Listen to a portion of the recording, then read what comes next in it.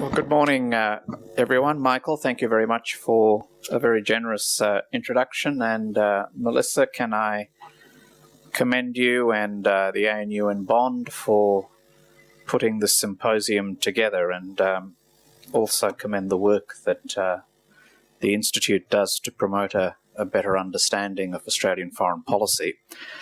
I want to spend a little bit of time just making a few observations about Australian diplomacy. And I'll start with the observation that people don't generally read books by Henry Kissinger for the pictures. But if you do flick through the 912 pages of his 1994 book, Diplomacy, the pictures actually give you a particular sense of one side of international relations. On page 78, there's a painting depicting the scene at the Congress of Vienna in 1815, the conference of ambassadors and leaders that reshaped Europe after the Napoleonic Wars. And opposite the title page, he's got a sketch of an ornate stateroom in Versailles, showing Woodrow Wilson addressing the Paris Peace Conference in January 1919. And later on, there's the historic picture of Churchill, Roosevelt, and Stalin at Yalta in February of 1945. Indeed, all up, there's a lot of pictures and photos of grand old men at the major international conferences that have reshaped the contours of our world over the past few centuries. Typically, the photos Dr. Kissinger selected for publication punctuate major shifts in the global order. Most follow major wars. Looking at the pictures, you see diplomacy as something undertaken a long way away. You see a very select group of men, and yes, it's nearly always been men, at least as far as the history of diplomacy up to really quite recent times has been concerned, at some distance making the profound decisions that have given us the world in which we live today. The vast bulk of diplomatic practice is far more mundane than that. It consists of long, patient work by many, many practitioners from all over the world, all representing in one way or another the national interests of their state or reflecting the values they hold dear. Outside of major peace conferences that drew national leaders into direct negotiations, through the history of diplomacy, your archetypical ambassador was the primary means of communication between his home state and his state of residence. As far as the sending country was concerned, he had a near monopoly as a source of insight into the country in which he was working. He was his country's sole representative, authorized to speak and negotiate on his country's behalf. Those were days when ambassadors actually had plenipotentiary powers. So what's changed? I suppose it's the conceit of every generation that they live in unique times, yet the case of ours being a distinctive era is quite strong. In 2015, as Dr. Kissinger reflected in his more recent work, World Order, we are living through another one of those inflection points in the history of global order. The new powers are reshaping the global economy on the back of perhaps the most profound changes in global economics since the Second World War. They are flexing other types of power too, political, diplomatic, institutional, and ideological. But unlike all those major transformative moments of the past, Westphalia, Vienna, Versailles, Yalta, Bretton Woods, the shift in the global order through which we are living has not proven, to date at least, to be something that can be pinned down to a single image capable of being stuck in one of Dr. Kissinger's books. It's bigger than that, both more profound and potentially far more challenging. As well, technology and the democratization of information also define our era. In a way that would have been almost unimaginable in earlier centuries, the instantaneous spread of information that we see today has brought diplomacy home. Today, the ambassador is only one source of information on the countries to which he or she now is accredited, and only one means of communicating with national leaders. These days, the global media is everywhere and always on, fundamentally changing the information dynamic between ambassador and the capital. Political leaders, defense forces, intelligence agencies, finance ministries, business and community groups, all sorts of organizations and people have their own sources of information and their own means of communication with counterparts in other countries. The private sector in particular is one group that plays a very significant role in representing countries overseas because of the myriad of trade and investment links that sit behind the global economy. That's why our portfolio ministers have put economic diplomacy front and center of our international agenda. These days, empowered by mobile phones and the internet, foreign ministers and political leaders often communicate with each other directly by text, by email, or phone call as the need arises. And leaders are, in many ways, more active in peacetime diplomacy than they have ever been in the past. So today I'd like to talk about the challenges of diplomacy facing a foreign ministry. To answer the question, in the 21st century, why do we need a foreign ministry if we can keep up to date with global developments with a simple subscription to The Economist? The first thing to say about the challenges of modern diplomacy, of course, is that the field of operation is more contested than ever before. Ours is a globalized, multipolar world. When Kissinger wrote Diplomacy, the Cold War was over. The United States had entered its unipolar moment. Speaking about the first President Bush, Kissinger wrote, and I quote, "He bestrode a world which was receding by the time he came to power. And though that fact was not obvious to him, Bush's view of the world was shaped by the Cold War in which he had risen to prominence and over whose end he was obliged to preside while at the pinnacle of his career," end quote. Now, of course, 2 decades have passed and we have entered a world in which there are multiple poles of power.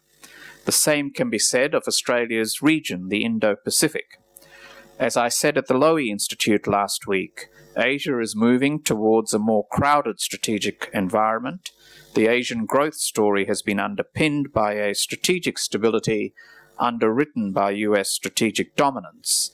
Now we are seeing other major powers rising in strategic weight, and the trend line is towards a multipolar Asian strategic system. But the complexity of modern diplomacy is not just about the growing number of major states able to flex economic, political, ideological, or military power. We are also living through a time in which power has diffused much more broadly than used to be the case. At those previous points of inflection in global history, power was concentrated far more than it is today in the hands of just one type of actor, governments. Whether empire or nation-state, the locus of power through the past several centuries has unquestionably been with governments.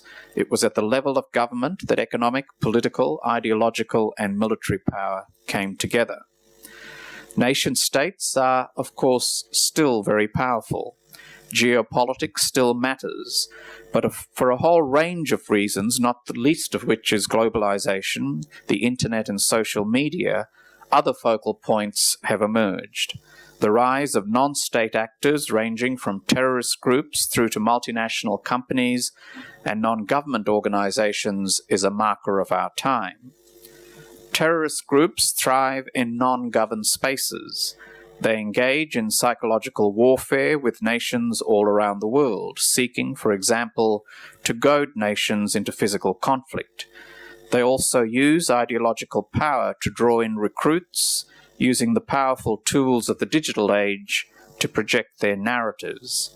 To them, the nation-state is an irrelevance. At the other end of the spectrum, entrepreneurs like the Bill and Melinda Gates Foundation now have philanthropy budgets so large that they are helping to reshape the global aid paradigm. And multinational corporations play a large role in opening up economic growth around the world. So our world is multipolar, not just in geostrategic terms. Many other poles of power are now more diffusely spread. A world in which power is much less concentrated in the hands of old men that Dr. Kissinger likes to put in his books is a world which will find it harder to reach consensus on critical issues. We are all very much aware that many of the issues we face these days are primarily global, maintaining security and peace as many countries undergo dramatic systemic change, keeping the global economy healthy in a period of troubled economics, tackling climate change in a concerted, effective way, holding the line on the proliferation of weapons of mass destruction. Yet finding global multilateral solutions is harder than ever. The multilateral system we have today is largely a post-war creation. It has many achievements to its credit and has worked very much to Australia's benefit. Our international economy has undergone significant reform. Trade has been liberalised. Globalisation and more open markets have delivered more prosperity and wealth around the world than ever before. Democracy and the rule of law are much more widespread than they were in the ashes of 1945. But today, multilateralism is under intense pressure. There's a basic tension at the heart of global multilateralism, the mismatch between national power and global democracy. Global multilateralism rests on the equality of states, but power resides with the handful of states with the strategic and economic reach to shape events. The current multilateral system is largely an invention of the United States and a clutch of Western countries. It reflects a post-war US view that the creation of global public goods was squarely in its national interest. But today, emerging powers are no longer willing to accept rules they did not write or outcomes they consider do not take their interests into account. Some do not share the core values and interests of Western countries. Others place a higher priority on state sovereignty over individual rights, and so are wary of interventions in national affairs. They see the new emphasis on humanitarian considerations in international affairs as undermining the post-1945 order, nor as a desirable evolution of it. Some favour a greater role for the state and have shown little interest in taking a leadership role on the global stage. These systemic challenges to our world are changes to which modern foreign services are having to adapt. Habit and rusted-on thinking are human traits that inhabit our institutions every bit as they inhabit our personal lives. All around the world, foreign services are trying to tackle the changing landscape, to sort out what needs to change to stay relevant, to work out how we must adapt to the 21st century. How do we make ourselves more nimble? How do we build our capacity for change? There are many answers to those questions, of course, but let me just touch on 5. First, technology is today reshaping the practice of diplomacy. DFAT has made a good start with social media.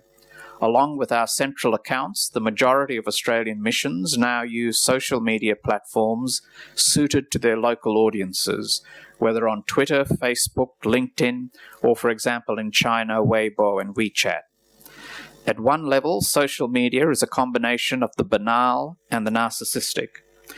But social media can also help inform people about Australia's interests.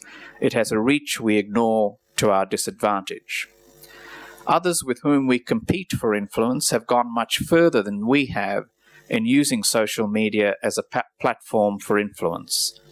That's why in our information-rich age, we have to conduct a type of domestic diplomacy along with the more familiar overseas type.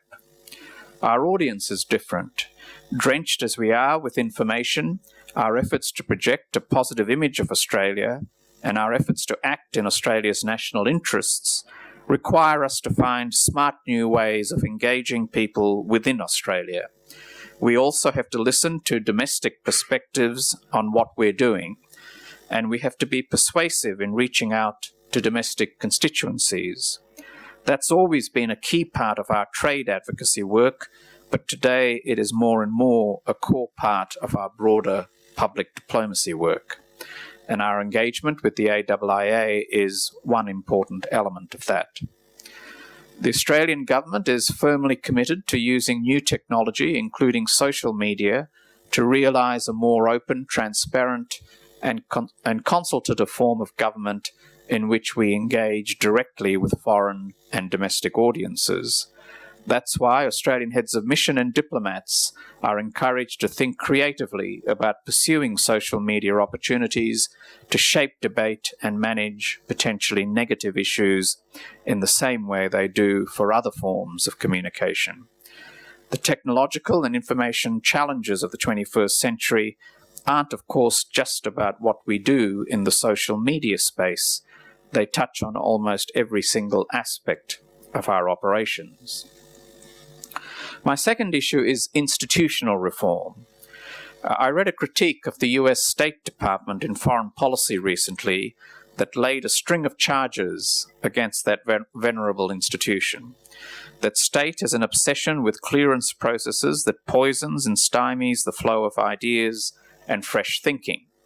That it's a bastion of micromanagement, that it has lost ground in terms of strategic policy making to other sources of government policy advice, that it is too siloed, both in terms of staff moving within different parts of the organisation and in terms of people moving in and out of state during the course of a career. Now, I know that some of you will be unkindly thinking that has been also a pen picture of DFAT, and of course you would be way off the mark. But I think we can all recognise a common set of bureaucratic challenges in that analysis. Foreign ministries are part of any country's bureaucracy, and in an age of greater and greater information and policy contestability, I think it would be clearly wrong for any leader of any large public sector institution not to worry about whether these sorts of rigidities are downgrading our skills and capacity to influence others. There is no question that all foreign ministries face reform challenges, which bring me to my third issue, innovation. In the last 2 years, Foreign Minister Julie Bishop has put innovation and new ideas at the forefront of her approach to aid policy. She has driven major institutional change in this portfolio, most obviously through the decision to integrate AusAid with DFAT. There have been several main drivers for that change, but one of Julie Bishop's particular convictions, I think, has been a desire to drive more effectiveness and efficiency in Australia's aid program. And one of her signature initiatives has been to set up within the department the Innovation Exchange, an important step that seeks to drive fresh thinking and world's best practice innovation into our development agenda. The Foreign Minister has rightly been concerned with driving innovation into the way we spend our aid dollars, and now we have picked up the innovation theme and applied it to the broader cultural agenda of the department. This year, we launched an Ideas Challenge in which we invited departmental officers to submit ideas on how we can improve our performance across the board. There were 400 ideas submitted, and we put them to a vote. The winners were given the opportunity to implement the idea, and I was enormously impressed with both the quality of the ideas and the enthusiasm it generated. I have also sought to encourage a culture of innovation in policy development, including what I call falsifying of policy. This is an idea shamelessly stolen from Karl Popper, who famously argued that knowledge is advanced when we can falsify a prevailing paradigm. What this means for DFAT is that we should always be privately testing our policy assumptions. Are our starting points correct? Does the rhetoric stand up to the reality? Is the policy working? Can it be improved? The Foreign Minister has also put a particular focus in our aid program on development programs that help to address entrenched discrimination against women. She sees the clear economic incentive in empowering women and addressing gender equality through our aid program. Likewise, in an institutional sense, questions of gender equality are very live questions for the department, which takes me to my fourth issue. It's been decades since DFAT was exclusively a men's club. Women have run many of our important posts, including Beijing and our mission to the United Nations in New York. Nevertheless, staffing analysis that we have conducted clearly shows that despite gender parity in our graduate recruitment processes for decades now, the representation of women into the higher levels of DFAT management is not what it should be. There are without doubt all sorts of reasons for that disparity. But the economic framework tells us that gender disequilibrium in developing economies acts as a drag on their growth. This framework applies just as much to what's happening inside this building. If there are institutional barriers that prevent our best and brightest women reaching the top levels of the Foreign Service, you have to ask the question, are gender barriers holding us back?